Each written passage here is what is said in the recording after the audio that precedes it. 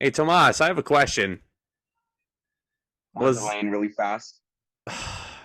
took my joke right away from me. Yeah, you see the thumbnail, y'all. WWE Fastlane is in the history books. We're fucking gassed from all this wrestling that Yeah, we've we were experienced, just gonna man. say we are finally at the end of this wrestling marathon that started at the end of August, and we realized all in, all out, Wrestle Dream, Payback, me going to three live shows altogether, you going to two, and now Fastlane tonight. We are exhausted and we are very, I don't want to say relieved, but we are kind of ready for a little break because between now and November 4th, there are no wrestling pay per views. I don't want to say thank God, but at the same time, thank Yeah, God. but But again, at the same time, don't think that the ZNT wrestling show is taking a break for a month because we still have Judgment Day '05 to talk about in our retro.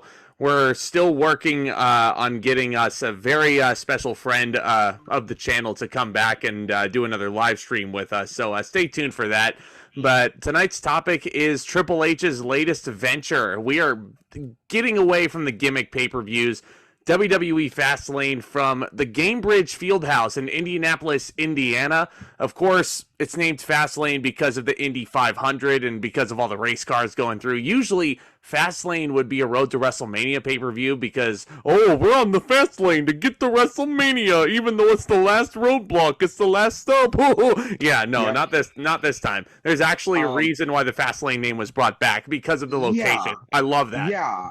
And I also brought up that I'm glad that Triple H is taking these pay-per-views and they're not just pay-per-views just for the namesake. He's taking them and like building a theme around them.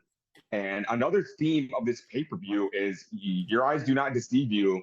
There were only 5 matches on this card. This has to be Five. the least amount of matches on a WWE pay-per-view probably since the In Your House days. And this is what this show felt like. It felt like it in your house. If you remember back, between like what, 94 to 99, there was WWF in your house. And this was the first concept of monthly pay-per-views that weren't the big four, not SummerSlam, not Survivor Series, not King of the Ring, not the Royal Rumble. This was, these were like little in-betweeners where they could, build views. This is like the birthplace of the monthly pay-per-views. You look at your backlashes, your judgment days, your bad blood, your vengeance. It all originated from this concept that in your house. And it really felt like that. This pay-per-view was still almost 3 hours, and the in your houses were only 2 hours. But a lot of these matches were given a lot of attention. A lot of them are given a lot of time. And honestly, I feel like it was Triple H's, throwback to that. We might be seeing a return to this formula. And I'm not against this. This is coming from the guy who constantly complains about these bloated 15 match AEW cards. And I get it. We're paying $50 for them. Tony Khan wants to give us more bang for your buck. But imagine, you know, you're at an all you can eat buffet and it's $50 a plate. You're going to feel obligated to go 3 or 4 times, even though you're full. I would rather pay, I would rather get a 5 course meal like this and, be satisfied and then full. That's the best way I can explain it. Yeah. AEW is an all you can eat buffet. WWE is a 5 course meal. Both of them are good. I'm not saying the all you can eat buffet is bad. I'm just saying it's two different formulas. And one makes me very tired. The other one is just like, I was actually yearning a little more from this pay per view because I thought this was very Yeah. solid. It was very solid. And honestly, that in your house analogy is fantastic and very well put. I would liken this more to an NXT takeover, believe it or not, because Triple H booked those shows too. And guess how many matches that had? 5. Just like this pay-per-view did. You And know, every match meant something. It felt like there was something on the line with each match. Or in the case of the John Cena match that we'll get to, something special. John Cena's first pay-per-view match since WrestleMania. But like um, it could this doesn't have pay to per be this view have, difficult. yeah, Yeah. could this pay per view have benefited from, say, a Gunta versus Tommaso Ciampa? Yes. Could this pay per view have benefited from a Nia Jax versus Rhea Ripley? Sure. I feel like one more Debatable. match. It's just an example. That's just an example. But Yeah. I feel like one more match on this card, or maybe one more segment. There was a very special guest on the show, and let's address this now because this was on the kickoff show. There were no Here we go. matches, but car pulled up, and out came Jade Cargill. We have not gotten an opportunity to talk about this on the channel. Jade Yes. Cargill has finished up business with AEW, and she has officially made the jump to WWE. This was very speculated. The writing was on the wall. WWE went out of their way to make a social media post about it, saying that she's a game changer, that she's coming, that, they promoted her on Raw and SmackDown. And she came out here. She looks like a freaking superstar. She looks like she fits like a glove in the company. She was escorted out by Triple H. That is one hell of an endorsement. I am looking very forward to seeing what Jade Cargill can do. She already has been interviewed. She was asked what show she's going to, and she's being very tight-lipped about it. There are creative plans in set for Cargill, but you know what? We need to act like it's 1999, and we need to pretend like the internet doesn't exist, and we can't just be spoon-fed everything. I think that's one thing Triple H really likes to do. It's like, I'm not going to give away everything. You need to sit and watch the product and find out for yourself. I think that's really cool. My only fear is Jade Cargill is a superstar. But watching her in AEW, the wrestling could use some work, and I'm just scared. I don't want them to put too much pressure on Cargill. She's coming in as this big, huge star. She looks like a star. I want her to deliver like a star, but we will wait and see. I just don't want them to put the world on this girl's shoulders, even though with that physique, she could easily hold the weight of the world on her shoulders. So she definitely could. Really cool. She definitely could. And I have very high hopes for Jade Cargill. But there's also the very real possibility that because of her inexperience and with the way WWE is pushing her, she could end up turning into a female version of Lex Luger. But I'm not holding my breath on that. No, but I'm not. 260. And I'm not saying that, I'm not saying she absolutely will and that this is a failure of a signing because, again, we talked about this on Wrestle Dream with Adam Copeland jumping ship. Like, this is an exciting time to be a fan. This is an exciting time to see people jumping from one side to the other. It wasn't, like, in hindsight, it wasn't as exciting when all those people that were released from WWE were jumping ship over to AEW because Vince was in charge and everybody wanted to leave. But now that Vince is gone, now people from AEW are kind of looking at it and being like, oh, WWE looks a lot more enticing now. Another thing that I really appreciate about this versus, let's say, people jumping ship from WWE to TNA back in the day was like, oh God, here now in 2023, it's done with a lot more class and a lot more respect. Jade Cargill didn't come in here and with her big high heels stomp on an AEW logo and say, I'm in the major leagues now, bitch. She didn't do that. Adam Copeland isn't out there saying, oh, they treated me like shit and I want to come here where the real wrestling is. These are just people taking advantage of opportunities. We talked about Edge speaking very highly of WWE, and there's no hard feelings. Yep. I think the only case of that is I didn't appreciate when Paul White came out with the no more BS shirt. It's like, do you need to take that jab? There are ways of taking jabs at the competition without being disrespectful. This isn't back in the day with like TNA, Mr. Anderson coming out there and saying, the other place didn't let me smack my gum, but here I am. It's just like, that's childish. There are classy ways to take jabs, and I do really like the level of class that these people are taking when they jump ship. Yeah. I also found it. Yeah, I found it kind of funny that Jade Cargill pulled up in the car in her wrestling gear. Like, we need to see exactly what she looks like. We need to see that physique, but it's like, no, she did. I'm not saying she didn't, but the thing is, like, she showed up looking like she was competing, but it was just an arrival. It was a backstage segment with Triple H endorsing her, Which I thought was cool because it did lead to a lot of speculation that her presence could be felt tonight. That was fun speculation. Another thing is, again, you talk about the inexperience. I feel like this is why, and I feel like it's debunked now with her showing up on Fastlane. I think she could have benefited by just spending a little bit of time in NXT. There are a lot of girls in there that could teach her a lot. There's a lot of coaches that can teach her a lot. I feel like she's spending, 1 week in the PC and they're ready to debut her on TV. I get it. She's an attraction. She looks amazing. You could parade her around all those PR events. You can do all that. But, she has the opportunity to learn in the best facility for professional wrestlers. And I think they should take advantage of that a little more. I'm not saying keep her in NXT for like 2 to 3 years. I'm saying like 6 months top. Mm-hmm. Only time get her feet wet. Only time will tell. Only time will tell. But I'm curious and excited to see what Jade Cargill does in the Fed here. But Speaking of AEW defections, we open up WWE Fastlane October 7th of this year with perhaps the biggest AEW defection of them all. Cody Rhodes is teaming up with Jey Uso. God, that's a random ass tag team, isn't it? It'd be so crazy if they won the titles. They're going up against the new tag team champions, the Judgment Day, who won them at Payback in a good old fashioned tag team title opener. Jey Uso and Cody Rhodes are both very, very fucking over with this crowd. Everybody's doing the thing with Jey Uso as he's coming out, and it is a sight. As someone who was in attendance at Raw, like doing that with him was just so much freaking fun.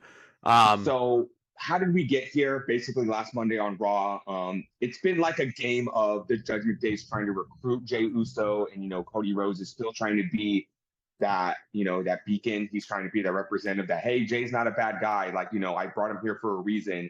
And, with all this squabble, again, it's the good guys versus the bad guys. It's your Cody Rhodes, your Jey Uso, your Sami Zayn, your Kevin Owens versus the Judgment Day. And with Cody Rhodes making the save to Jay on Raw, this led to this tag team title match.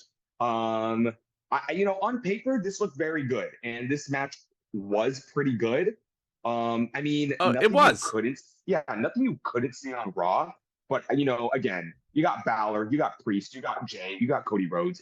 These are all very fantastic wrestlers. And again, Jey Uso is very over. He has earned the nickname of Main Event Jay. And as someone who was at SmackDown and Raw last week, seeing the mere the differences between Jimmy being the heel, the hilarious heel on SmackDown, I will say. He's very funny. I'll get into that later. And just how Jey Uso just has the crowd in the palm of his hand. And I am so happy for him that he has been able to transcend his stardom. It's so fucking cool. That should be the function of every great stable in the business. Every single member should come out of this stable on a higher pedestal than they were going in.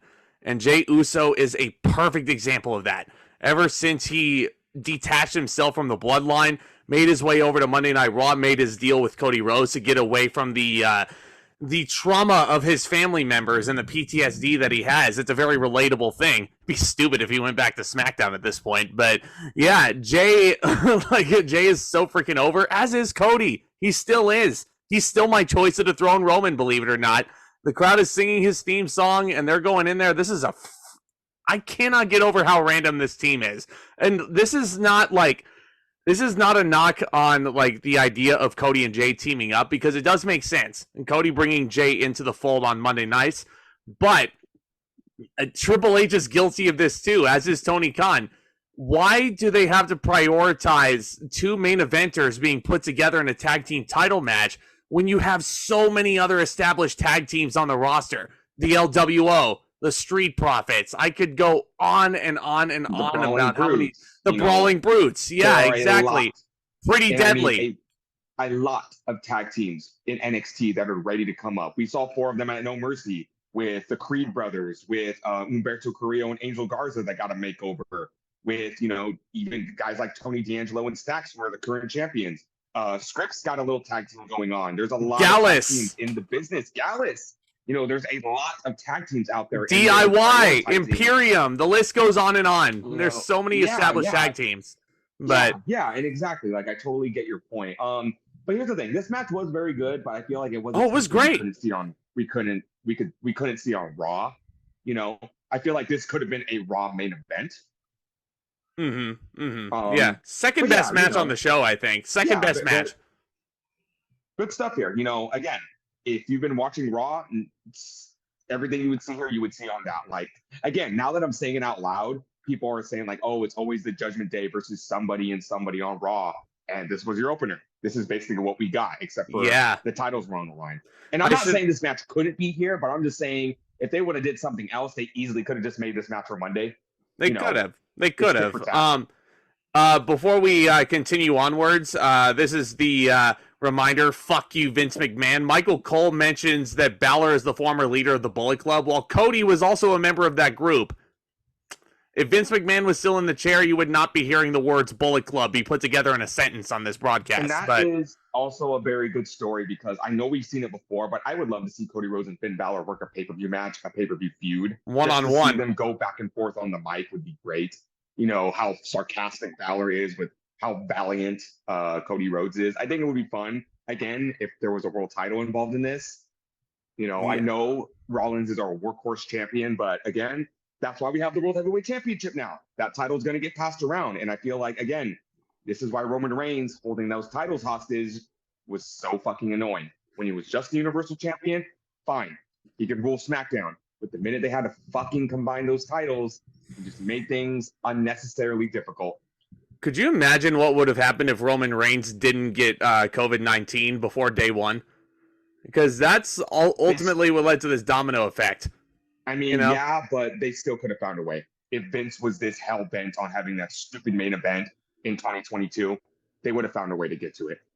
Yeah, Vince would have. He would have done all of his stupid loopholes. But Cody Rhodes... They would have just booked Lesnar and Big E on an episode of Raw. Yeah. Or at the Rumble or something like that. Perfect. Yeah. Yeah. So Cody gets his hot tag. He's hitting Cody cutters on Finn Balor. Jey Uso comes into the mix. Who's legal? It's just like AEW, right? Jey Uso hits Damian Priest with a spear. Michael Cole points out that this is a direct shot at Roman Reigns, and I'm like, what? Why should Jey care? Why should Jey care? He's away from the bloodline. He's doing his own thing, like, why should he have to worry about it? Definitely tell and again, this has become so formulaic with Judgment Day matches because you knew because the story and it's a good story, mind you. I'm not saying it's bad. It is. Part of the story is JD McDonough trying to prove himself to be on the bloodline, and here he is again. The Judgment Day, rather. What did I say? Did I say bloodline? Yeah. Oh my bad. McDonough trying to prove himself to be in the Judgment Day. I'm jumping ahead. I'm thinking about Jimmy Uso trying to prove himself to be in the bloodline again. But McDonough trying to prove himself to be part of Judgment Day. So here he comes. He's either causing a distraction or throwing the weapon, and he does cause a distraction for Ripley to hit Jay. Yeah. We're forgetting something. Rhea Ripley and Dirty Dom come down to ringside. Dirty Dom, by the way, regained the North American Championship after losing it to Trick Williams at No Mercy.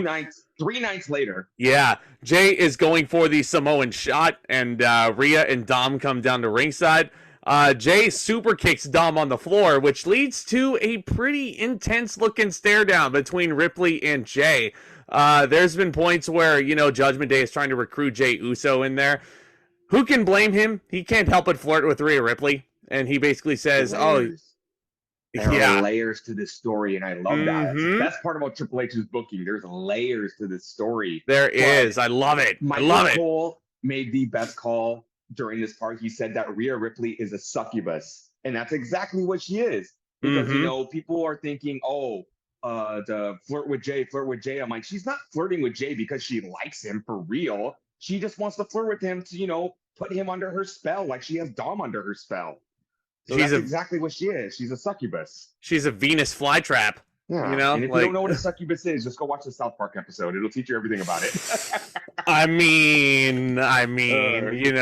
haven't seen South Park in a while. I need to catch up. But Chef Dave's succubus. It's hilarious. Yeah. Cody Rhodes does take a bump on the hardest part of the ring. Did you know that the hardest part of the ring was the apron? I kind of forgot because they haven't reminded me in a bit. That's another probably Vince thing. Like, I gotta fucking make sure they know that the apron hurts. How painful the apron is. I've been slammed on it before. But yeah, we get to the point where McDonough makes his distraction that leads Ripley to hit Jay with the briefcase. This leads to a roll-up, and I'm like, classic Judgment Day finish, but Rhodes is able to kick out. And I thought that was a really cool spot, a really good near fall. Which I think, should be safe for the pay-per-views. It should be. But Damian Priest has Cody on the outside. This is leading to a very creative finish, all things considered. Damian's got Cody by the arms. Cody breaks free, and JD has the Money in the Bank contract, accidentally smashes Priest in the back of the leg, which is the injury that Damian Priest had on Monday, which is why we couldn't see him wrestle live. And he is selling it on the table. Cody gets back in there with Finn, and Jay is there, and they hit a combination 1D Cody cutter. And these guys, that is such an amazing move, and they executed it perfection. Loves that move. Jay then hits a somersault dive onto Priest and JD on the floor. Cody Rhodes hits a crossroads on Finn Balor.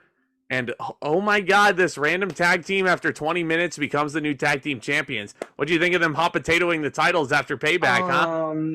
I don't like this. I really, really, really don't like this. Now, look, Why? if this were the Raw tag team titles, I would get that. This would happen all the fucking time in the Ruthless Aggression era. Unlikely allies winning the titles. You talk about John Cena and Batista. You talk about John Cena and The Miz for a second. You John Cena and Shawn Michaels. John Cena and Shawn Michaels.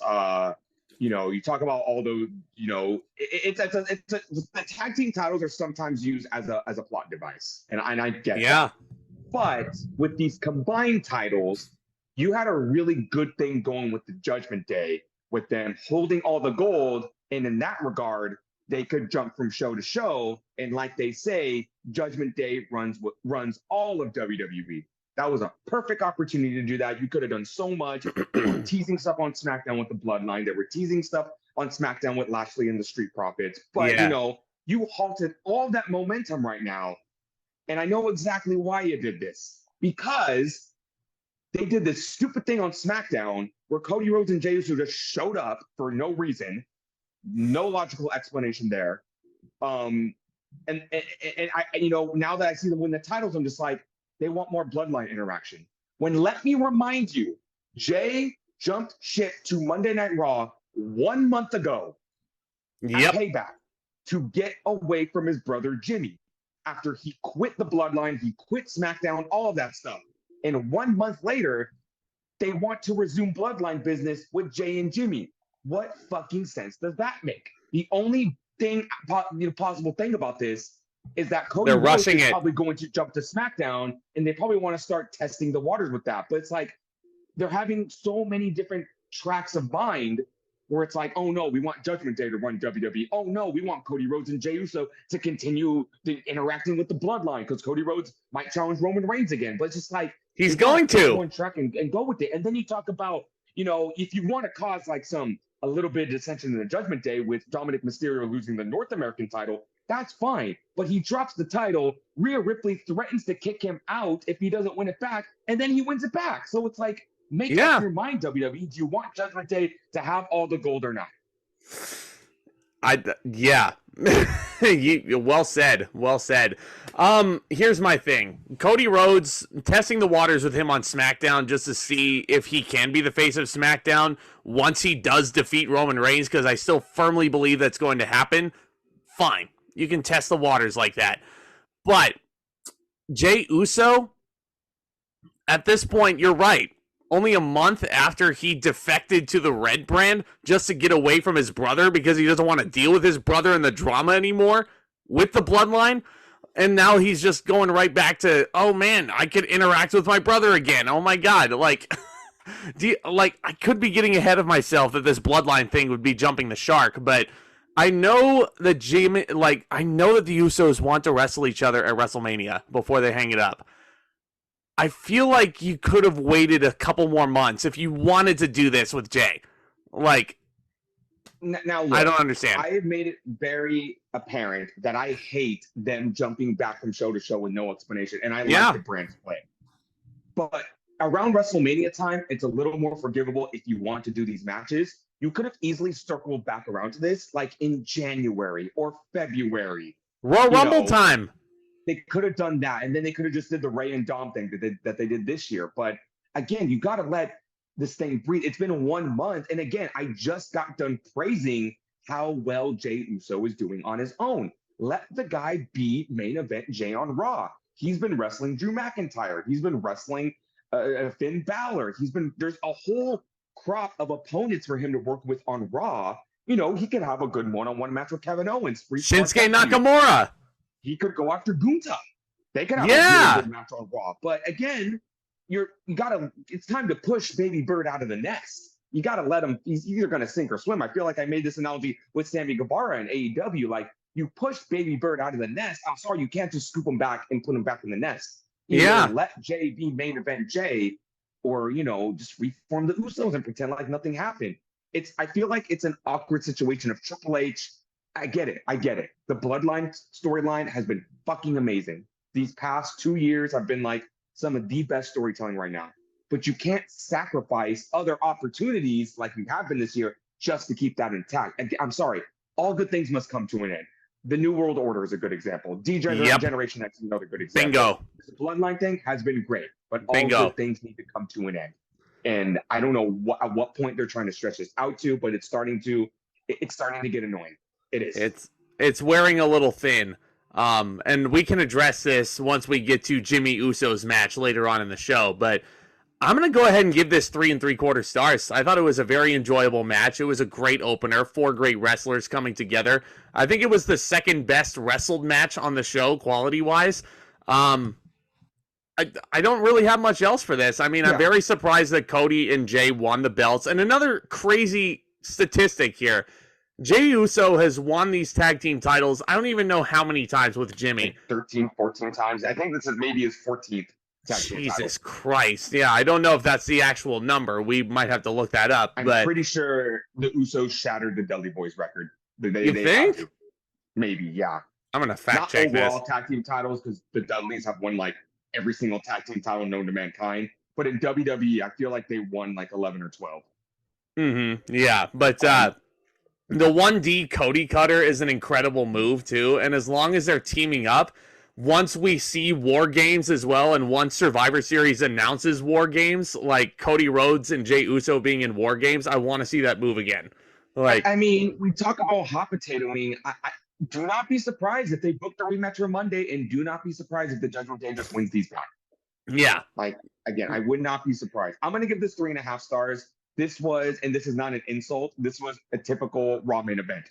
But the Raw main events have been very good. So this was a very solid match. Yeah, no, I also want to bring up go ahead. That before this, I was watching the post press conference, and Cody Rhodes and Jey Uso came out.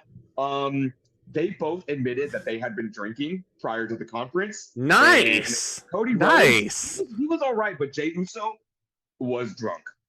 Oh, perfect. Fantastic. Like, and he was like a giddy, funny drunk. It was, if you have time, go back and watch it. It's fucking hilarious. Well, I mean, as long as he doesn't get behind a wheel, I think he'll be okay. But anyway, take some notes. Up next, we have more tag team action. A lot of tag team matches on this card, playa.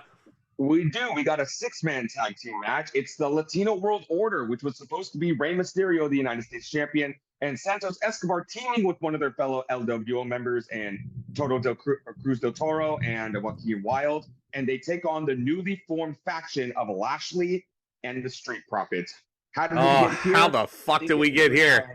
Yeah, it's a good time to circle back. And Lashley came to SmackDown, and Lashley wanted to recruit some team members to form his own group.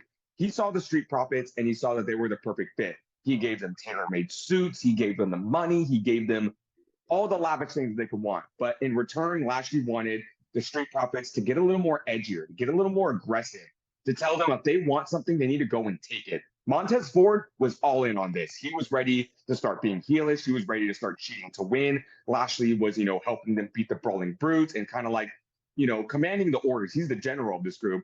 But Andrew Dawkins has been a little shaky about it. He was presented an opportunity to cheat, to beat the LWO, and he didn't take it. Lashley got super pissed and said, you know what? Give me back the suits. Give me back everything. You either play by my rules or you're out of here. So Dawkins, decided, if you can't beat him, join him. They attacked the LWO viciously at the SmackDown that I was at. And the tag team match was set up. But last night on SmackDown, Lashley annihilated Legado del Fantasma. I mean, he threw Wilde headfirst into the steel steps. Good Lord. He fucking launched Cruz del Toro through the air, and I think Dawkins caught him with a German suplex. And I'm like, God damn, these two are really good together.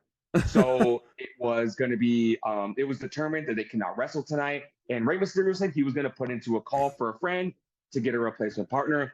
More on that later, because they make their entrances. Lashley and the Street Profits look fucking good together. This is the first time all three of them have wrestled together, and they have the matching gear.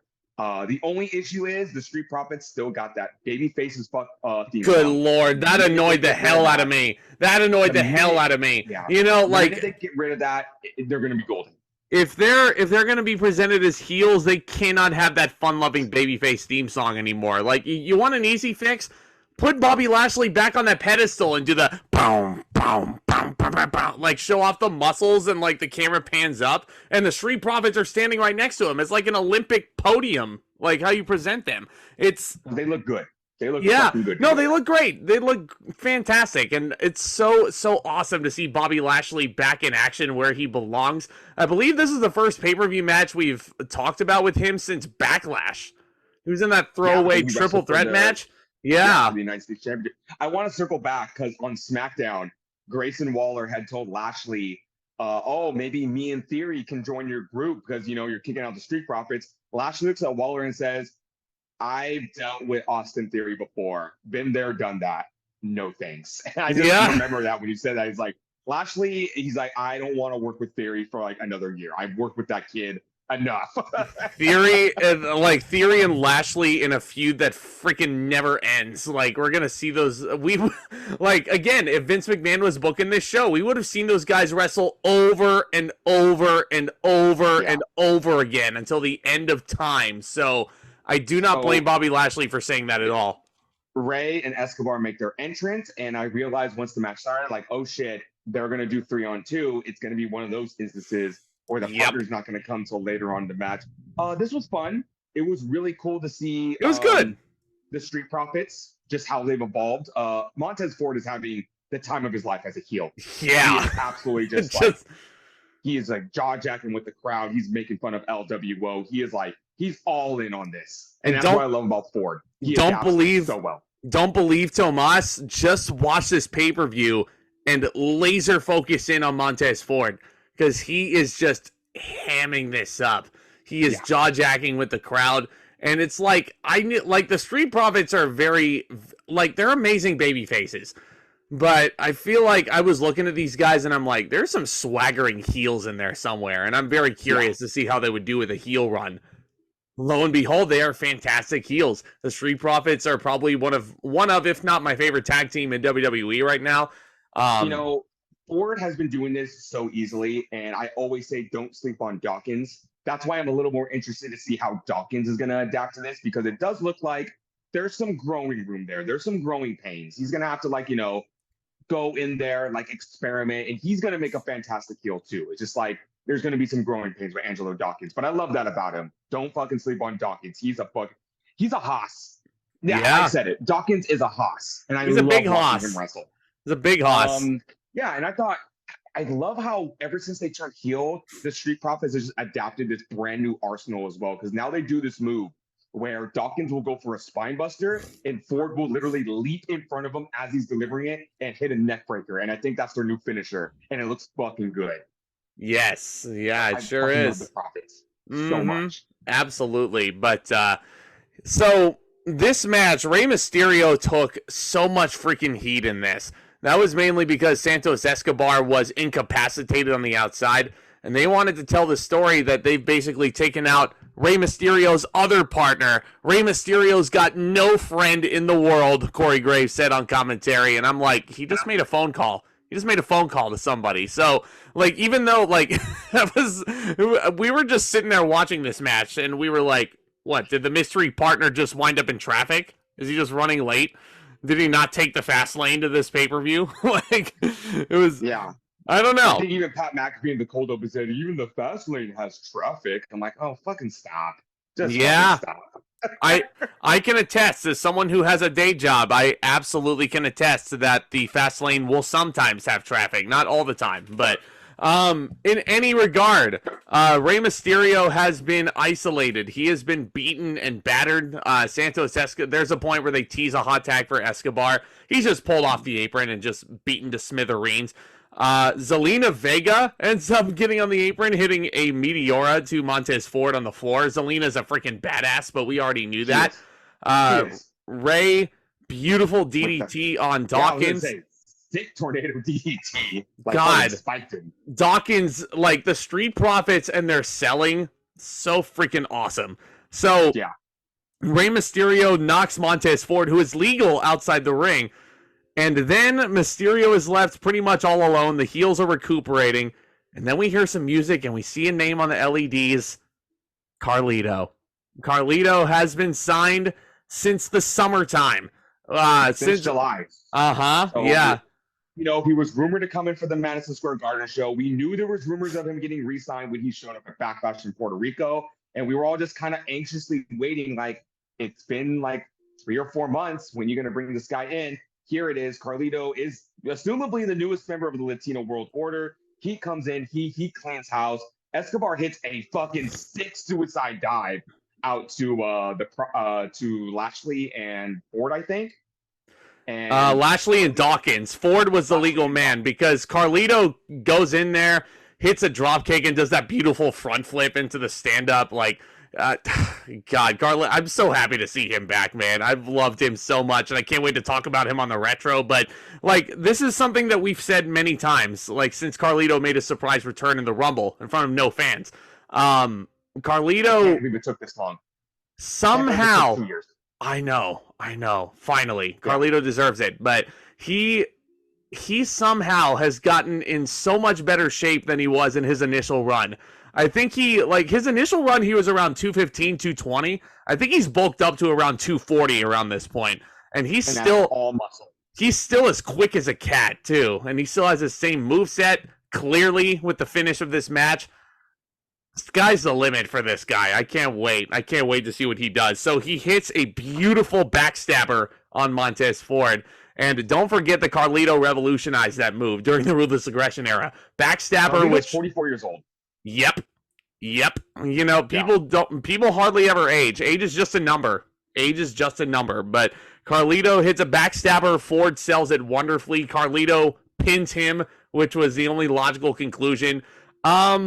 It was a solid match. It was a really solid match. I'm going 3 1/4. Really dug it. I'm going to give it 3 stars. It was pretty fun. And with the return of Carlito, I'm going to stay reserved.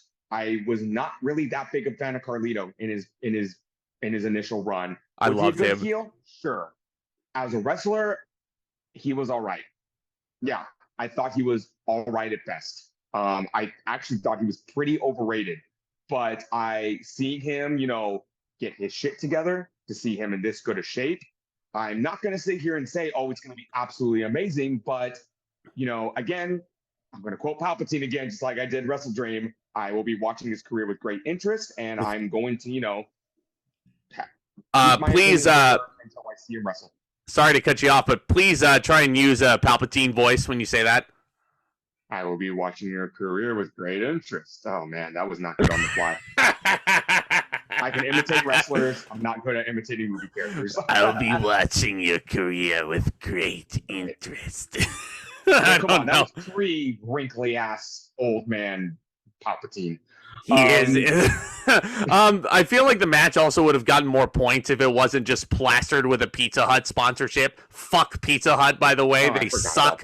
They suck. They gave me food poisoning. No one out pizzas the Hut. Debatable. Round Table, Domino's, Mountain Mike's, they're all better. Say what you want. Also has the unfortunate, I don't know what it is. He has the unfortunate circumstance of these sponsorship matches always fall around him. There was the 2 Cinnamon Toast Crunch matches. The first one at WrestleMania with Dom, and then the second one at Payback with Austin Theory, and now we have this one. And it's just like, I get it. We just talked about this with AEW. It's gonna happen whether you like it or not. My thing with WWE is like pick and choose when you're gonna do this. I feel like out of all of these matches, sure, this was like the least offensive. And maybe Ray is just like, you know what? I'll fucking take one for the team. Make all of my matches and sponsorship matches. Like, don't fucking do it for the main event of WrestleMania. TurboTax, I'm looking at you. Boy. Pick and choose. Ray and Dom was also a weird spot. But again, WWE is probably still experimenting, figuring out, like, where are we going to put these sponsorships? We have to do them. More money is more money. I get that. But, it is what it is. I'm going to give this 3 stars. We'll see what happens with Carlito. Remember, regardless so of how excited. good he looks, he's not a spring chicken. So I don't know how long he will be with WWE. I don't know how long his deal is going to be. I guess what I'm trying to say is don't expect him to be putting the world title on him. Let's see how long he runs with his LWO stuff. He could do some fun stuff down the line when he's done with LWO. But we'll see. We'll see what Carlito, what his role is going to be in WWE. And you know Oh, what? After he hangs it up, he could easily transition to a backstage role. yeah. Easily. 100%. Yeah, put the U.S. title on him. Fuck it. Why not? After this whatever this deal is with WWE, there's no reason for him to go back to the Indies. And if WWE is smart enough, and Triple H is smart enough, give him a backstage role. Yep. You see the guys like Jamie Noble and Abyss and Petey Williams and the magic that they're creating backstage. The more the merrier. And in AEW, you got Arn Anderson, you got Christopher Daniels. Once they're done in the ring, put them on a headset. Make them start booking matches. It's great shit. Great. Yeah. Stuff. Yeah. So I've got high hopes for Carlito as a fan of his, so we shall see. Up next, let's get some women's action in here, huh? It's a triple threat. Wait a minute. Triple threat match for the WWE Women's Championship. I feel like we just saw one of these at SummerSlam. It's Io Sky special. Yeah. It's Io Sky defending against Asuka and Charlotte Flair. How do we get here? Charlotte Flair comes out to do commentary or whatever. She's watching the match with great interest during the Dream Io Sky Asuka women's title match on free TV, mind you. I guess that's what you got to do. Anytime you have a dream match, you just got to thrust Charlotte in there. You really do. Like, it's not a knock on Charlotte and her talent. It's not like it's not. I was talking about this during this match, and I have this very, very, very weird love-hate relationship with Charlotte Flair. On one hand, I love her. I have her shirt. Yeah. She is one of my favorite wrestlers in the world. I love her presentation. I love everything she does in the ring. I'm a fan, and she has revolutionized women's wrestling. But on the other hand, I get it. But at the same time, does she have to be in the women's title picture every single fucking time she comes back? Because she will, I swear, it's like a cycle. Charlotte wins the women's championship. She loses the women's championship. She goes away for a few months. She's back in the title picture. She wins the title back. She drops the title. She goes away for a little bit. It's this vicious cycle. And it's just like, remember in 2019 when she had that awesome match with Trish Stratus at SummerSlam? Yep. You can't do that with her and anybody else on the roster. Does she have to be constantly winning the women's championship? Especially at a time Bianca. What? When this is Io Sky's time to be the champion. And it's like, no, Charlotte, like, I love you. I defend you. I always will. But this is one of those times where it's like, no, absolutely not. No, we don't need you now.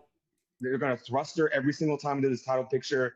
This was a very good match. And this might be my match of the night. I got to look at it a little more. But, it's the SmackDown special. They always got to do these triple threats with Charlotte Flair. It's the champion / Charlotte Flair, and she's always got to, and that's the thing, why it's a triple threat. She always inserts herself into these feuds.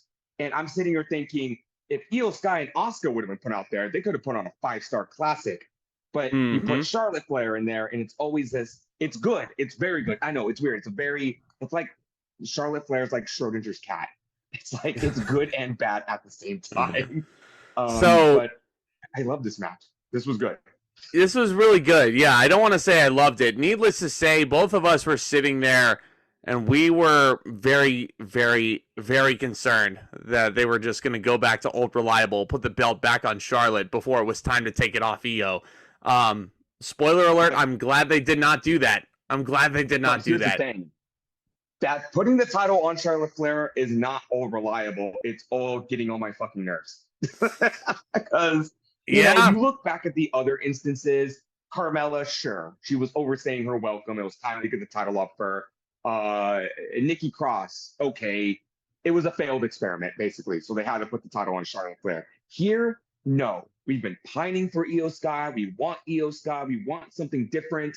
And that would have just pissed everyone off. Because, again, like Triple H likes to do, they are building a story with Io Sky right now. And her story is the slow dissension with Damage Control. You can still do that story, but you don't got to take the title off of her.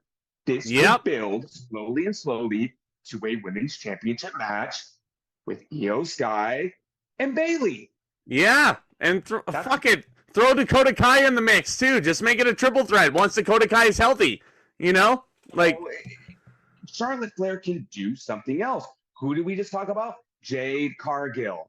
Yeah. That is a feature presentation WrestleMania. I don't want to say dream match, but you know, a WWE versus AEW match you could build to. And that's why I was wondering with this match, I was nervous because here was my thing with Jade Cargill. You know, Rhea Ripley's not defending the women's championship, but you know damn well she was going to make her presence felt in the opener. Jade Cargill could have came out like she could have been Cody Rhodes' hired gun.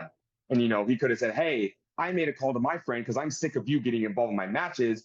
Jade Cargill comes out, she could do a Rhea Ripley, or she could have had a confrontation with the winner of this match. And I was scared, you put the title on Charlotte Flair, Jade Cargill comes out, there's your feud, but you push Io Sky off to the side. Again, so happy that didn't happen. You could do Cargill and Flair without the title. You could do Bianca and Charlotte without the title. You know, that's a big match. Like, Bianca is collecting members of the Four Horsewomen like Infinity Stones. You know, like, Charlotte's the last one.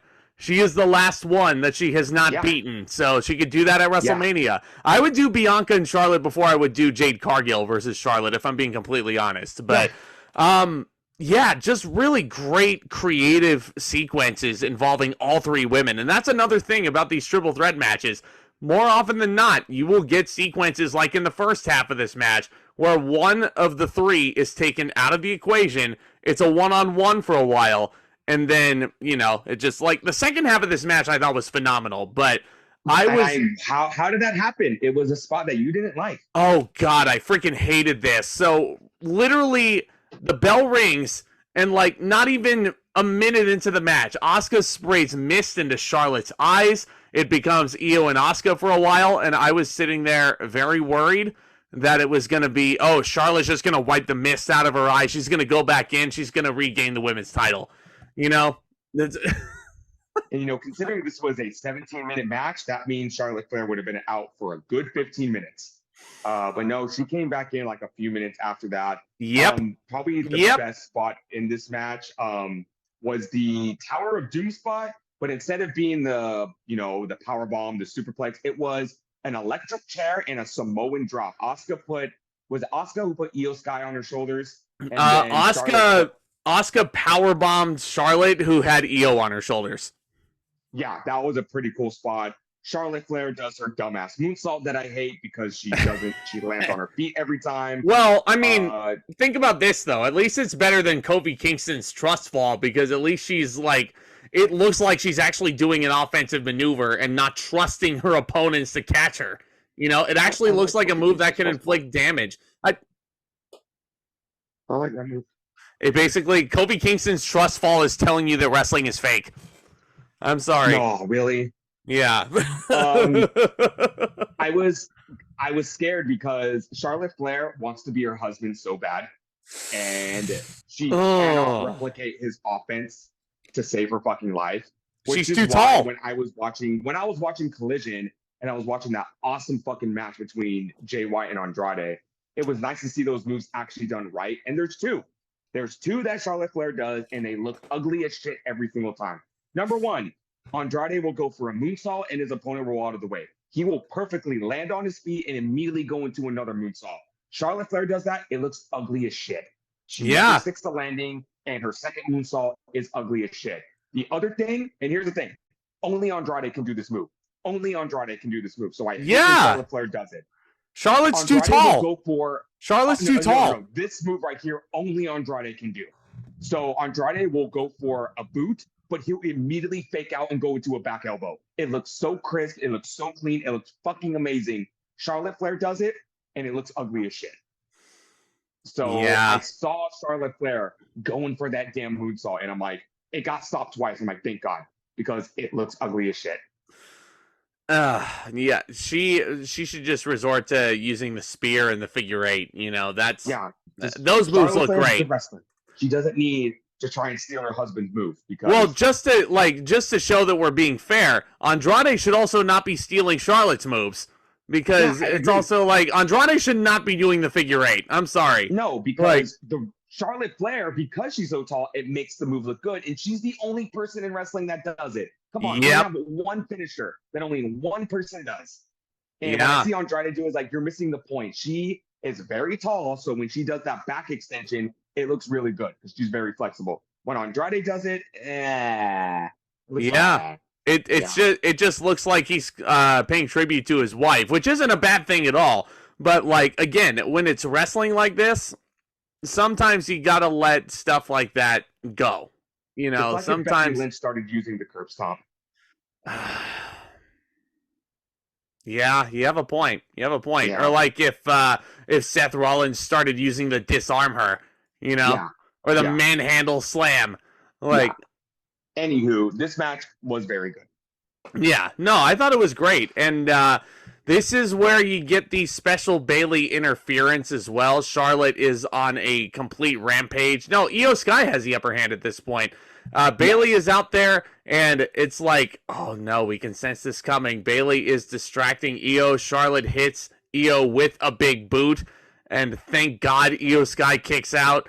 Charlotte and Asuka go at it. They revisit their WrestleMania 34 matchup. Bayley is trying to will her partner back into this, but she sees that Charlotte has locked Asuka in the figure eight, so she grabs referee Rudy Charles, starts, she wants to just have a discussion with him, catch up. Why couldn't they just wait until after the show at the bar to do that? But Did she grab him, or was she just distracting him? She's distracting him. That's where I have an issue with that, because Bayley comes up on the apron and Michael Cole immediately says, this is a triple threat match. There's no disqualifications. So why is the referee concerned with Bayley?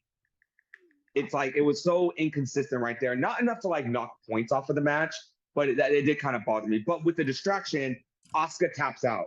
So she basically was saving the title for Io Sky. And while Asuka's tapping out, Io Sky hits the Asai moonsault. A beautiful looking moonsault on Charlotte Flair. She gets the pin, and thank God she retains. Io Sky is still the women's champion. And again, it's that storyline with Bayley trying to keep. It's like, the best way I can explain this feud or this angle, it's like the Christian Cage Luchasaurus shit, but Bayley's not, wearing the title and acting like she's the champion and all that stuff. Right. And Bayley's not. Bayley's also not insulting Charlotte Flair for having a father either.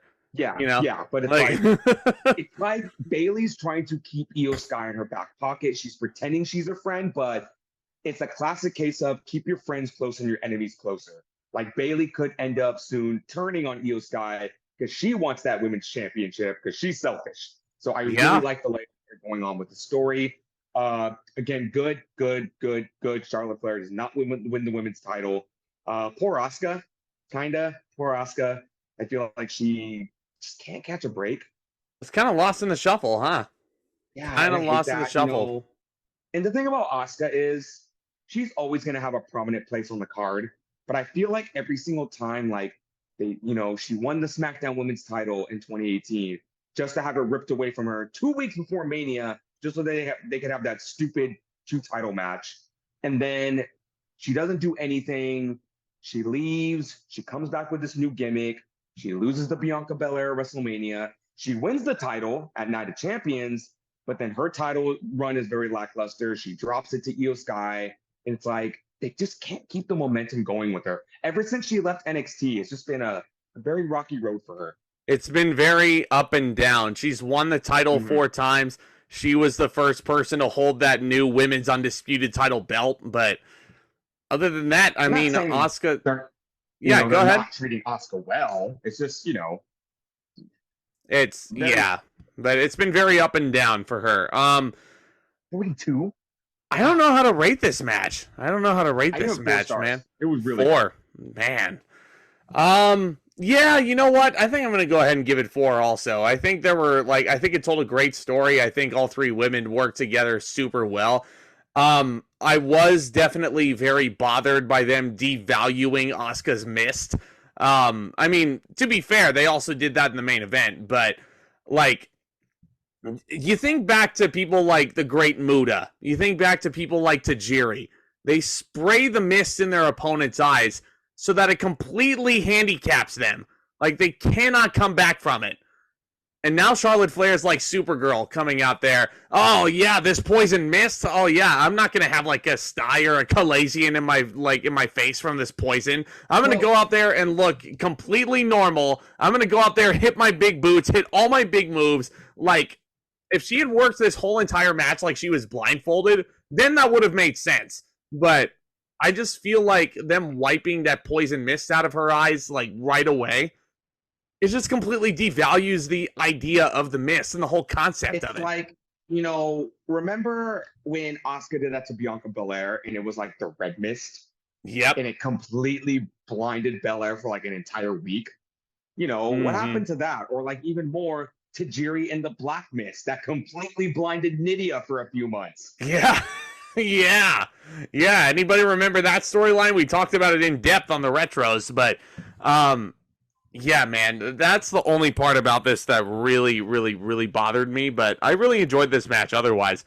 But in any case, but with WWE, can you pump the brakes on the triple threat SmackDown Women's Championship matches just a little? Yeah, they're good, but it's kind of like they're going to the well when a little too often. Yeah. One too many. It's getting a little repetitive. So this next match, I feel like was like, the big featured match. You had your main event, your world championship match, but this was the big featured match. This was the match that honestly probably sold the most tickets. This probably gave a big boost to the tickets because you have Jimmy Uso and Solo Sikoa representing the Bloodline. We'll get to that in a minute. Taking on John Cena and LA Knight. Yeah. Getting the biggest endorsement of his career. I've said it once. There is more than one way to push a guy. It doesn't always involve putting a title on them. And LA Knight has been launched to the moon. He is over like hell. He is over like crazy. Everyone loves him. He is teaming with the greatest of all time in John Cena. Yes, he is. Here? So ever since Cena returned, he has kind of been getting involved in Bloodline business. He made his return. He was talking to the crowd, and then Jimmy Uso came out and, kind of got in Cena's face. So Cena gave him an attitude adjustment for his troubles. Ever since then, Paul Heyman has been accusing Cena of getting involved in Bloodline business when Jimmy's the one that threw the first punch. So anyone who was trying to help Cena, the Bloodline would take down. And AJ Styles and John Cena kind of ended up on the same page because they were both targets of the Bloodline. Well, Cena and Styles wanted to face the Bloodline, and Solo Sikoa and Jimmy Uso took out AJ Styles 2 weeks before the pay-per-view in a hilarious spot because for some reason, Sikoa feels the need to jump off of this ice structure and fucking explode AJ Styles. And I'm like, was that really necessary? Hi, I'm Solo Sikoa. Welcome to Jackass. Exactly, yeah. So Cena he pulled his he pulled his best Uncle Howdy impression at the Royal Rumble. He did. Remember that? He fucking just yeeted himself off of that shit. But, I mean, obviously, John Cena's partner was probably going to be LA Knight anyway. But poor AJ Styles, man. Ever since he returned, God. Cena and Styles teaming together would have made so much sense too, just because of their history, their feud of the year in 2016. I would have loved to have seen AJ Styles in that spot, but yeah, they didn't have to do this bait and switch. And the SmackDown that I was at, Cena was ready to go at it alone, but LA Knight came out to a huge pop. He had COVID, so he couldn't be at the SmackDown the week before. But this is I don't want to say it's a dream team, but it's a pretty cool fucking team. And again, Knight's getting the rub. He is getting the rub from John Cena, and this is how they're pushing him. And I think that's awesome. When you are at an arena and you are leaving the arena and everyone is yaying and saying, whose game is this? And saying, let me talk to you. That's when you know you're over. Before the show. Over like Rover. Before the show, when we were waiting in the merch line at Raw, a show that LA Knight was not even on. People were yelling everywhere. They were doing the LA Knight pose. They were doing, let me talk to you, all that stuff. The indie show we were at last night, there was a guy cosplaying sitting in the front row as LA Knight, and he actually got involved in one of the matches. It was so freaking awesome, and LA Knight is crazy. It's honestly, it's something that doesn't happen often.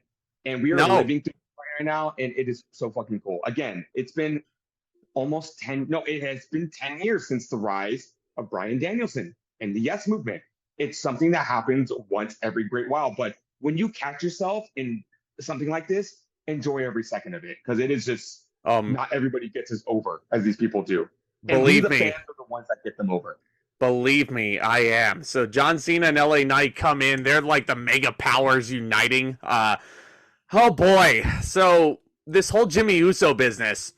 Good Lord. This is what I was alluding to earlier when I said the bloodline angle just might be jumping the shark. Because Jey Uso, believe it or not, yes, he is main event Jey Uso, and he's getting over on his own. Jimmy Uso, on the other hand, on the other show, he's sitting there, and he is, once again, a bloodline cuck. Like, wasn't he's Jimmy... directionless. Remind me, wasn't Jimmy the guy who fired the first shot at Night of Champions? Mm-hmm. Wasn't Jimmy the whole inspiration for Jey finally cracking? Mm-hmm. So why is Jimmy back with the bloodline? Why? Or why is he trying to get back in the good graces of the bloodline? Because let me remind you, Jimmy Uso is basically, he's crawling back. He's crawling back to the bloodline after, wow, oh my God, I turned on my brother at SummerSlam and he's mad at me? Wow, didn't see that one coming. So after Jey left, he's basically walking with his tail tucked between his legs. And the craziest part is that he tells Paul Heyman, I was never told I was out of the bloodline. Motherfucker, you kicked Roman Reigns in the face. That's like if I threw a hot cup of coffee at my boss's face, came back to work the next day, and said, well, I was never told I was fired, so I still work here. It doesn't work like that, buddy. It does not work. It does not work like that. And this is... Again, I agree.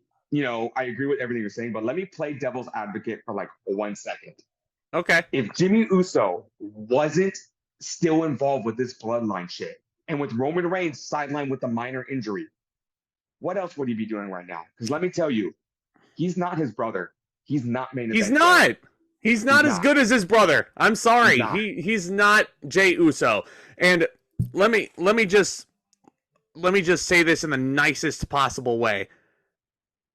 This is similar to a certain Hardy brother. How many more second chances is Jimmy Uso gonna get? Like, how many more? That's what I'm wondering. He's keeping his nose clean. I get it. It's very annoying. I'm not going to be a hypocrite. I see where you're coming from, because I've cut Jeff Hardy out of my life. I'm not going to be one of those fans like, but he's Jeff Hardy. No. I have seen this guy constantly fuck up. And let me tell you, I agree with you. It is very irritating to see that Jimmy Uso is protected by his bloodline to keep his job. I get that. But also, Jimmy Uso has been keeping his nose clean. I will say the same about Jeff Hardy. Good for him, but I don't care about him. But here also, Jimmy, I don't know what it is about Jimmy, but he's not a good singles wrestler.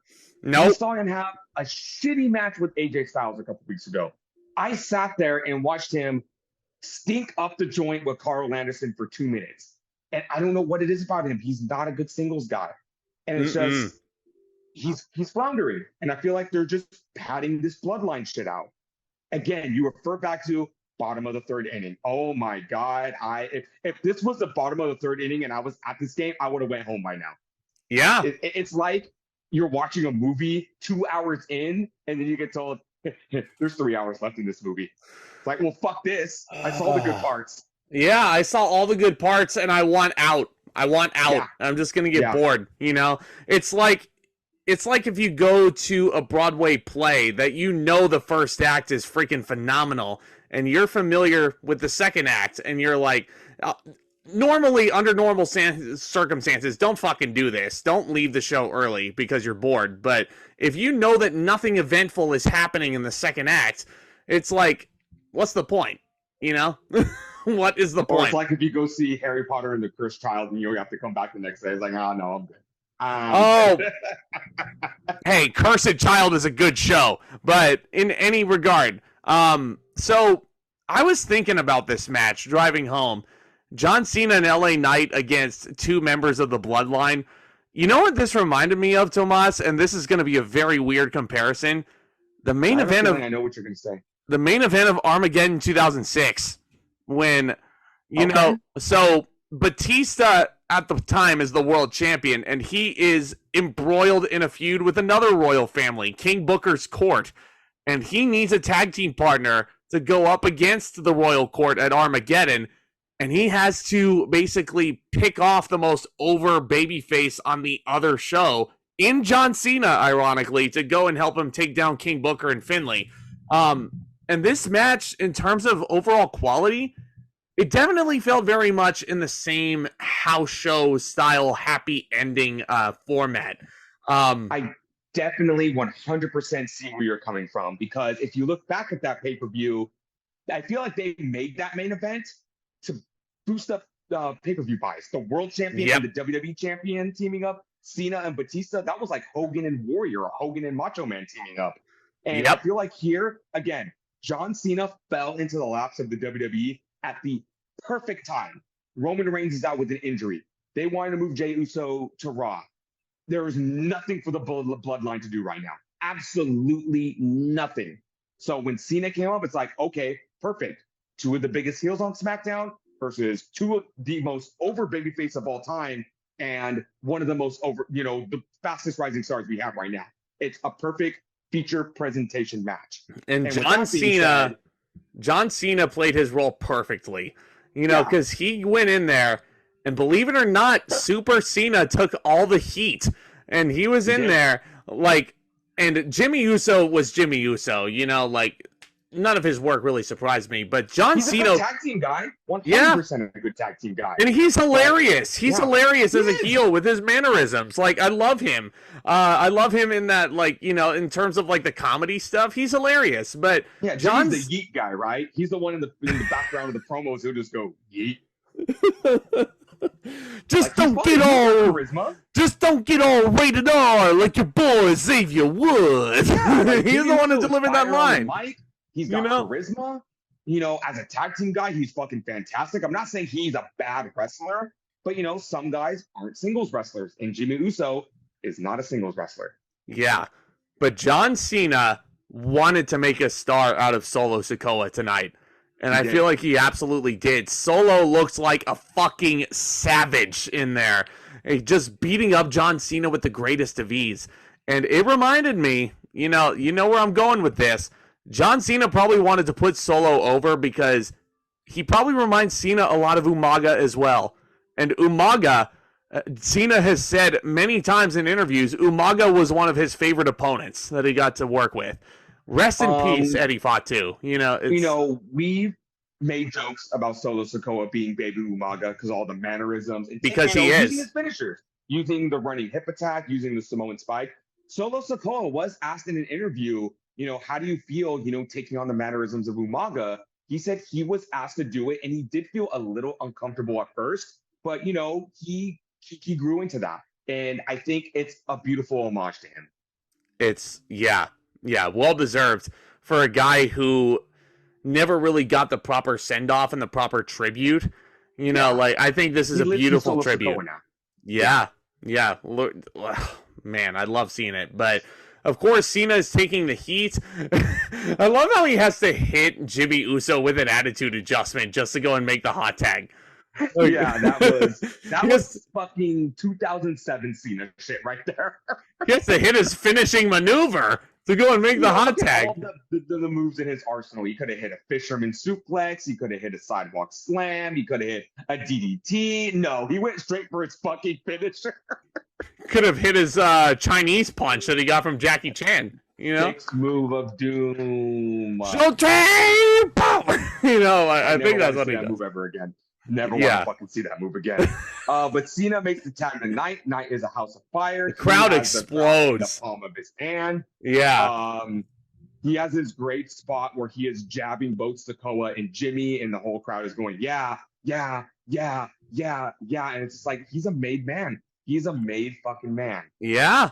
No pun intended. Again, I remember when Eli Drake landed in NXT, and I'm like, this guy is fucking great. He has amazing charisma. I can't wait to see. He reminded me a lot of Robert Roode, with his mannerisms and his charisma and his heel tactics. I'm like, he's going to be a great, he's going to be a great heel in the business. But I did not think his popularity was going to explode the way it did. And if I'm being honest, I don't even remember what this stemmed from. I remember being annoyed that they changed him from, LA Knight to Max Dupree. And when they changed him back, I'm like, oh, that's great. He can finally get a good chance. But after that, I don't know what it was. Just, people wanted him. People I thought he was cool. They loved I doing the yeah. I think he got himself so over in his feud with Bray Wyatt. That started a little over a year ago, and everybody was saying, oh my God, like even before Bray passed away, they were looking at it like, where's this storyline going? Why is LA Knight, like, where does he fit into all this? And why LA Knight at this point? Bray must have seen something in him, and Bray must have wanted to work solely with LA Knight, just looking at him and how, he connects with an audience and how he tells a story.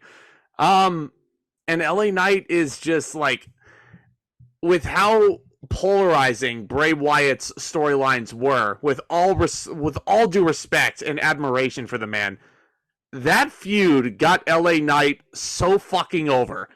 Like, I feel like it did. I feel like that feud did more for LA Knight than it did for Bray Wyatt, with all due respect. It did. Like, and it's what I love about LA Knight is, he's been interviewed about, he had an interview with Chris Van Vliet, which was a very fun listen.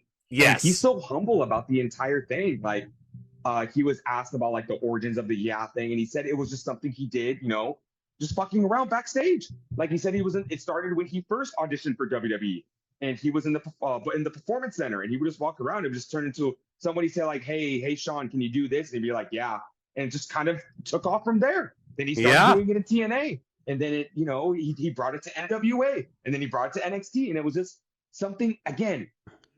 Those are just once in a lifetime things. It's like the yes chant. It's like, Stone Cold Steve Austin giving you a hell yeah. Sometimes you're just presented with the greatest opportunity ever, and it just organically goes off from there. I'm still waiting for the dummy button. But LA Knight was asked about that. He said he does not know if it'll come back, but he'll think about it. I feel like he's like a one catchphrase at a time kind of guy. One catchphrase. He doesn't need the dummy button right now, but I will mark out so hard when he pulls out the dummy button. But anyway, what's funny? I remember saying dummy while he was in TNA. I remember being backstage at a show. I don't remember what show it was, but I was just in one of those goofy moves, and I started. Oh my God! Just saying, "You're a dummy, yeah. You're a dummy, yeah. Dummy, yeah." And I'm like, I'm only gonna this. Oh my Me and God. Hugo would do it. Me and Hugo would just be like, "You're a dummy." Yeah, I'm like, it's fun. It is. It's very fun. But if you're on the receiving end of it, on a personal note, this is just a personal story, just as a bonus feature because there's only 5 matches. Tomas decided to do Dave & Buster's for his birthday this past July. I was hanging out with him, and we were just, we were going ham. We were playing these games. We get to a game that requires the player to throw ping pong balls into all these fish bowls, and however many ping pongs you get, however many points you get. I am the one who's throwing the ping pongs, mind you. Tomas is out of tickets. He's done for the night, but I still want to try and, up my game. But he's just sitting there. He's watching me throw these ping pongs, and every time I toss him in, he's like, dummy, yeah. And I'm like, shut up, you're distracting me. Dummy, yeah. Dummy, yeah. And I keep throwing the ping pongs, and I'm like, I'm not making any of these fucking ping pong balls because of this nonsense right here. And dummy, yeah. See, it's fun. Oh, it's fun unless you're the one who's on the receiving end of it. But you can laugh at it. You can laugh at it. Yeah. Anywho, back to the match. Again, this match it's not bad. It's just very formulaic, and I feel like it was here. John Cena gave the rub to everyone in this match. He gave the rub to Solo Sikoa for working most of the heat with him. He gave the rub to LA Knight by letting him get the hot tag. And this ends, and I really like the ending because again, it was John Cena giving the spotlight to LA Knight. John Cena hits the 5-knuckle shuffle, does not go for the attitude adjustment, but gives the tag to LA Knight. So he can hit the BFT and he can get the pin and the win. All the glory goes to Knight. Yeah. It was a very fun match. I'm going to give it 3 1/4 because it was nothing spectacular, but I had a good time watching it too. Yeah. When you look at it on paper, you're like, oh, this is going to be fantastic. But as the match was going, I was like, this could be a house show main event, but not in a bad way. Yeah, 3 1/4 for me. I enjoyed it for what it was, but shit. They could have picked any other stipulation. They really could have. Seth freaking Rollins defending his big gold belt against Shinsuke Nakamura in a rematch from Payback, but this time it's under godforsaken last man standing rules. I have said many times on this channel that I fucking hate this concept and how slow it makes the matches. And I looked at Tomas once the bell rang and I'm like, well, prepare for about 45 minutes. And half of it is just going to be Chad Patton counting, you know? I mean, we didn't get 45 minutes. We got 28. But, man, oh, man. Before we get into the match, how did we get here? After Rollins retained the World Heavyweight Championship against Nakamura Payback, after the match, and I think after the cameras went off the air, Nakamura attacked Rollins, basically signifying this isn't over yet. But again, we are in the Triple H era of booking, and I can't give 100% of the credit to Triple H because, you know, the people involved deserved just as much credit, if not more. We are in the era of storytelling, and I thought Nakamura and Rollins building to this main event was an excellent story. They weren't doing a rematch just for the sake of a rematch because you look at the grand scheme of things, Nakamura lost. Why should he get another shot at the championship? Well, he attacked Rollins, he started the mind games, and Rollins wanted the match. Rollins wanted the rematch. Rollins calls Nakamura out and says, you want a rematch? Sure, fine. Let's do it right now. And Nakamura says, no. And Rollins is like, for the world title. Rollins is handing you a shot at the world title on a silver platter, buddy. You're not taking the championship. I'm giving you a shot at the championship. I want this match, and you're going to tell me no? It's the mind games. It's these awesome mind games because I think Nakamura was even asked in an interview, and he said, I want Rollins to crack. I want Rollins to go insane. I want him to lose focus, and then I'll take that championship from him, and then I'll break his back. And that's what Nakamura said in a promo, that he would love to be the straw that breaks the camel's back, literally. So he challenges Rollins to a last man standing match, and because Rollins wants to fight Nakamura so bad, he accepts. Michael Cole gave an excellent interview to Rollins on Raw last Monday. We were at that. It was a great fucking segment, and it was one of my. Yeah, go ahead. Barry, he basically told Rollins, "Why do you want this match? Why, you know, a last man standing match? Are you serious? Like, it's one of the most dangerous match types, and your back is not in 100%. You know, it's not 100%." And Rollins said, you know, because he loves doing this, he loves defending his championship. And he wants to take on Nakamura. Nakamura attacks Rollins and beats him down so badly that he cannot answer the count of 10. I thought this was an awesome segment. Again, the storytelling going into this match was excellent because, again, you got to give a reason for this rematch to happen. Nakamura already got his shot and he lost. Why shouldn't he? He played the mind games. And again, this is a new Nakamura that I love. This is nothing like heel Nakamura in 2018. This is a totally different version of him that I like more. Yes. This Nakamura, again, this is the same case with the Street Profits. Take away Nakamura's babyface theme song and put back the 2018 theme song with the guy, like, you know, just singing all these, you know, Japanese lyrics, like, so the crowd does not sing along with Shinsuke. Like, I get what you mean, perfect. But I feel like the motivation for Nakamura's heel turn this time around isn't about the fans. It's more about him. Because again, remember, he was so tired of like Ricochet and Tommaso Ciampa getting involved in his business that he was like, you know, screw all of you. I'm not going to play good guy with you guys anymore. Now I only look out for myself. Sure. And again, different motivations, but I get where you're coming from. I see what you're saying. Not he doesn't kick people in the balls anymore, but instead he wants to break backs.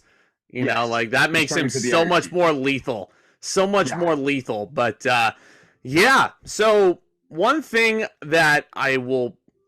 I'll say about this match from the get-go, this is the match of the night. I never thought I would say that about a last man standing match. It's the match of the night. But the thing is, like, these guys, the thing that I've always appreciated about these types of matches, if you can believe that, Tomas, these matches always end up with the fucking building being torn to shreds.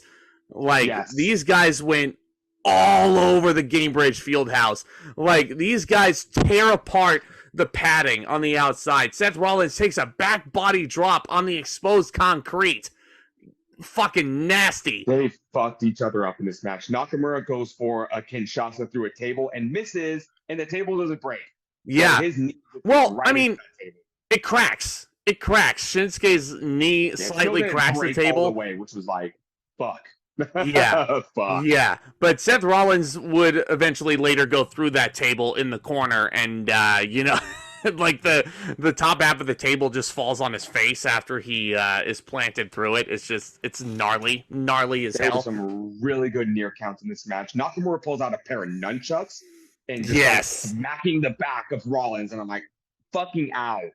Fucking out. Steve Blackman has entered the chat.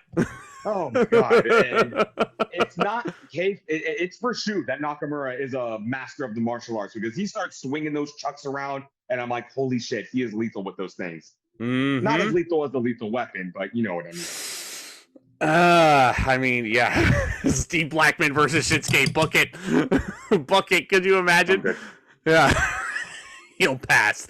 Again, I've never gotten the appeal, but I will still shout him out. I'll give him credit. So, Michael Cole was brilliant on commentary, especially during this match, because he had that phenomenal segment with Seth Rollins where he's like, how long until your back gives out? Why do you keep doing this? And Seth makes a brilliant point. Like, he fights through the pain because he loves working and he loves being in front of the audience. And to his point, he asks Michael Cole a very important question that I feel like gets Michael Cole more over than he's ever been. He asks him, how long have you been with this company? Michael Cole answers, 26 years. And Michael Cole, how many shows have you missed? 2. Michael Cole is a fucking badass. Like, he's the fucking man. Hall of Famer. And first ballot Hall of Famer. 26 years he's been doing this. We've been watching him for 21 of those. That is crazy. Been with the company since 1997. So, yeah. It's just fucking crazy. Wild thinking about that. One of these days, knock on wood, one of these days, Michael Cole is not going to be in that announce booth, and I'm not going to be okay when that happens. Like, I'm going to feel like a lost puppy, and I'll be like, where? No. Like, it took a while to get used to JR not being on commentary, but the day Michael Cole's not at that booth anymore, I'm going to go insane. Yeah. Who are you, Kevin Patrick? But yeah, so Michael Cole is imploring, like begging Seth Rollins to stay down because Nakamura is just beating the ever-loving shite out of him on the outside. Just kendo stick shots to the back, nunchuck shots to the back, steel steps, back body drop, as you've said. They fight up the concourse. This is one big problem I had with it, and this is like a directorial flaw.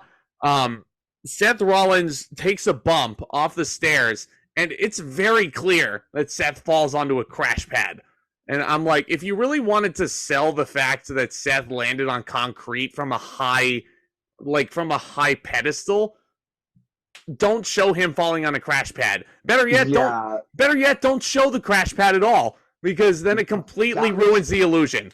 Poorly executed in a couple of spots, exactly to your point. But I feel like the other thing is, if you're gonna fall flat back onto concrete, that's a finish.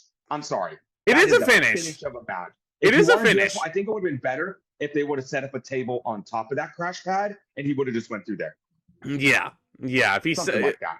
Yeah, but again, don't fucking show the crash pad. That's the problem. Like the point. Disguise it a little better. Obviously, I want Seth to fall on this crash pad because safety is number one, especially if you're pulling off stunts like that. As someone who has pulled off stunts like that doing shows, falling on the crash pads, that is very important to make sure you make it out of that stunt alive.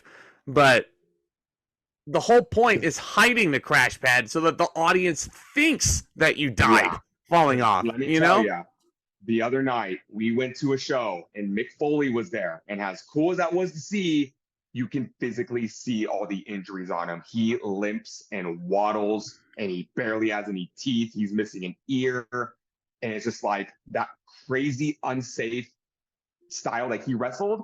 He was just the poster boy of, this is what you don't do, or you're going to end up like him. Like, as awesome as Foley is, and Foley is a legend, Foley is God, but he put his body on the line for us. That doesn't mean anybody else should be doing that too. So safety first. Darby Allin.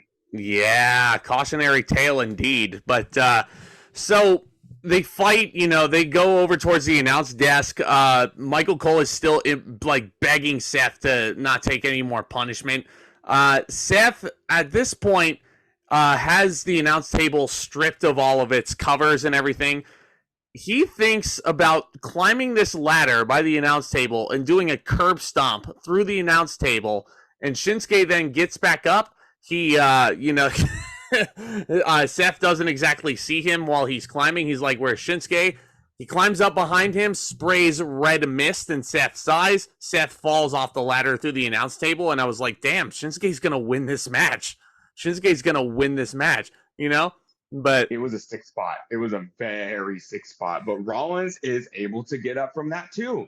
And then Nakamura throws him to the ring, and I think this is where he Kinshasas him through the table. Yeah, he Kinshasas him through the table at this point, and it's like, oh god, that's it. I was convinced that this is the end. Again, that's what made this match so great, is that it made you believe that Shinsuke was going to win. Because Rollins rolled out of the ring, and he used the advantage of having the leverage that he just had to, stick his feet out. It's like getting out of bed, it does half of the work for you. You don't have to get up all the way. You just have to swing your feet around and then you can stand up. That's what the ring apron is. And Rollins was able to use that advantage to save him. But then Nakamura gives chase. They fight out to the concourse once again. I think this is where Rollins curb stomps Nakamura on a balcony. Nakamura is able to get out from that. And then I don't want to say the finish was a little underwhelming.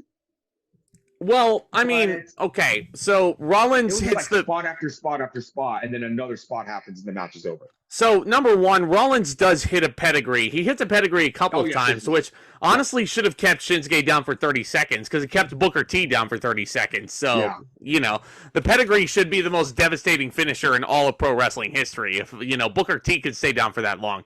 But pedigree, he does hit the curb stomp a couple of times, once in the ring and once outside in the concourse. Shinsuke is able to get up from all of that. But the finish is Seth Rollins hitting a Falcon Arrow off this platform through some tech tables. And very rarely do you see this, but a Falcon Arrow is what ends up putting Shinsuke away. But it's a very close finish. It is a very close, photo finish for Fastlane, if you will. Rollins is able to get up at 9. Shinsuke is looking to get up at 9. He's stirring, but then he just dramatically falls to the floor. And Seth is the last man standing. He retains the title. Pretty good, huh? We need to bring this up now. After Judgment Day lost the titles, Damian Priest was pretty fuming, and out of a fit of rage, he grabbed his briefcase and he said, "That's it, I'm cashing in tonight." But his knee is still hurt. He's limping. Rhea Ripley says, "No, we talked about you did not want to rush this briefcase." And she says, "Give it to me." And Priest gives her the briefcase, and Ripley is basically like a parent with the kid. You will get this back at the end of the night. So anyone who thought, and I thought that was an excellent plot device to just throw that thought out of the window right now that Priest was going to retain. I did have the idea of Judgment Day jumping Rollins and absolutely beating him to a pulp so Priest could just limp out to the ring, cash in the briefcase, and how about Judgment Day hold him down the entire time so Priest can get that easy win on him. But you know what? I agree with Rhea Ripley. Don't rush this briefcase. Hold on to it as long as possible. There's a lot more story to tell with that briefcase. Well, and I think this was just another excellent, defense for Rollins. And you also got to remember that Damian Priest just got that really pretty looking purple briefcase as well. That says Senior Money in the Bank on it. It's the coolest looking thing. But and also I think what's going to factor is if those briefcases are selling well, they're going to want Priest to hold on to this thing for a little longer. Yeah, I agree. But okay, believe it or not, God, do I really give the Last Man Standing match this good of a rating? Do I really? Start off. I'm going to give it 4.25 stars. I thought the match itself was easily 4 stars with a lot of great spots and a lot of that good hardcore wrestling we get from WWE. We didn't get the obligatory barricade smashing spot, so I'll give the match points for that. But the extra points just go to the storytelling for Rollins, not staying down. The kinesio tape was a big target, and Nakamura focusing on the back. It's just like we were talking about with Hangman Page and Swerve Strickland, the focusing on that body part that was so inaugural to the story. Again, the storytelling in this match was really, really good, and it's going to get that extra point. So I'm going to give it 4.25 stars. You know what? Yeah, 4.25. And you know what? Say what you want about Last Man Standing, and I've said plenty because, admittedly, this is unavoidable. Anytime you have this stipulation, you're going to have the really slow sequences in the beginning. But it's all about how you get to that finish and how much you tear the building apart. Like, think back to Brock and Roman last year at SummerSlam. Brock Lesnar brings out a fucking tractor and tips the ring on its side. Like, of course you have to tear the whole building apart if you have a match like this. So I mean, it's like logically you're going to have these spots where you're like, 8, 9, yeah, he's back up. Yeah, you're going to have that stuff. This match? Chad Patton. He did a very good job, and his counts were very consistent in this match. Not like Earl Hebner. Yeah. They were, but so I think that helped. That helped a lot. Yeah. So, I dug it. Man. 4.25. I mean, what else do you want me to say? A solid 7 out of 10 because this was a very solid show. These were very good matches. I don't want to I want to knock it for only having 5 matches, but for a 5-match card when everything is solid, you can only give it so much. And I feel like that might sound a little condescending, especially with like NXT TakeOver, when those have a lot of 8 or 9 out of 10 scores. But, sure. I thought this was a solid show. Not absolutely amazing out of this world, but, it wasn't shit. I'm going to go 7.5. It was it reminded me of a TakeOver. Every match felt like it meant something. You had a really fun John Cena match. Again, like, the wrestling is not going to blow you out of the water on this show, except for Rollins and Nakamura, but it's, good storytelling. It's very layered. Also, what do you want me to say? Triple H is a fantastic storyteller. He's a fantastic booker. And also, you know what I just realized? Nakamura and Rollins was the only one-on-one match tonight. It was. And you want to hear another interesting statistic? Seth Rollins and Shinsuke Nakamura are the only people to wrestle, like, basically at the same pay-per-view with 0 fans in attendance and then 13,000 fans in attendance. Back to back. Wow, that's right. Mm-hmm. They did work that Fastlane. They worked that Fastlane together, and the build-up to Rollins and Claudio at WrestleMania, yep. Mm-hmm. In a fucking phenomenal match as well. And on this show, there was no straight-up just one-on-one regular wrestling match. Yeah, everything had a stipulation. Yeah, so 5 matches, you got enough people on the card, and you're in and out. Yeah, not in and out because it's WWE and they have to put in all these video packages and fucking Pizza Hut advertisements. But in any case, guys, I think that's going to about wrap it up. Hit that subscribe button and that thumbs up as well if you're new. Up next on the ZNT show, we have Judgment Day 2005 to look forward to. That's a fucking awesome show that I can't wait to review for you guys with Tomas, and I can't wait to watch it with you. We're also working on getting a good friend of the channel back on to do another live stream. And coming up for WWE, we got Crown Jewel and we got Survivor Series. Yeah, we're going to review Crown Jewel because we reviewed Night of Champions. So we'll see how that shapes out. It looks like we're getting another Roman Reigns title defense fucking finally. But yeah. Guys, thank you so much again for tuning in and commence that back talk. See you for the next one.